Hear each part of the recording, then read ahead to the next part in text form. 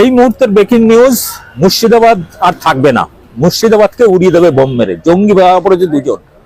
জঙ্গির নাম সাগর দাস এবং সায়ন দাস। কোন মাদ্রাসার ছাত্র এখনো জানা যায়নি।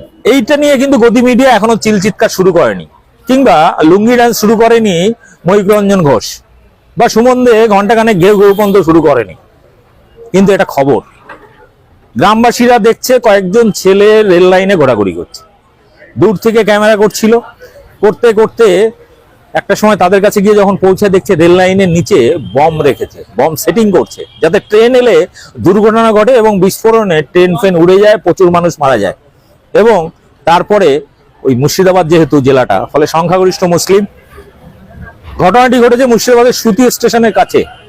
আপনাদের এই ঘটনা যদি ঘটতো, মানে অর্থাৎ বোমা বিস্ফোরণ ঘটলে প্রচুর হতাহত হতো মানুষ, এবং ওখানে নির্বিচারে মুসলিম যুবকদের বা মুসলিম পুরুষদের ধরে তাদেরকে জঙ্গি ট্যাগ লাগানো হতো। আল কায়দার সঙ্গে যোগ, পাকিস্তানের সঙ্গে যোগ, বাংলাদেশের সঙ্গে যোগ তৈরি করে মুখরোচক খবর দিয়ে আপনার মনের মধ্যে মুসলিম বিদ্বেষ তৈরি করত। কিন্তু ধরা পড়েছে সাগর দাস এবং সায়ন দাস নামে দুই জঙ্গি, হিন্দু জঙ্গি। অনেকে বলেন জঙ্গিদের নাকি ধর্ম হয় না, কিন্তু হ্যাঁ, এরা দুইজন, এদের ধর্ম আছে, এদের ধর্ম, তারা হিন্দু ধর্মের মানুষ। দুই হিন্দু জঙ্গি ধরা পড়েছে। গত কয়েকদিন ধরে মিডিয়া তাদের চিৎকার শুরু করেছে, পশ্চিমবাংলাকে জঙ্গিদের আতুরঘর হয়ে গেছে।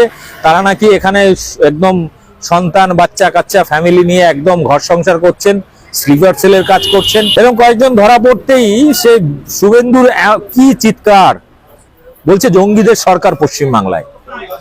তাহলে এই যে দুজন হিন্দু জঙ্গি ধরা পড়লো, এটা কোন গোয়াল ঘরের বা কোন মাদ্রাসার? এটা নিয়ে কোনো চিৎকার করছে না কেন? এটা নিয়ে কেন শুভেন্দু চুপ? এটা নিয়ে কেন গদি মিডিয়া চুপ? প্রশ্ন আপনাদের কাছে, অবশ্যই কমেন্ট বক্সে জানাবেন। এটা কোন গোয়ালের বা কোন মাদ্রাসার ছাত্র এরা, সেটা অবশ্যই জানাবেন। ভিডিওটি ব্যাপক শেয়ার করুন, যাতে গদি মিডিয়া বাধ্য হয় এটা নিয়ে খবর করতে।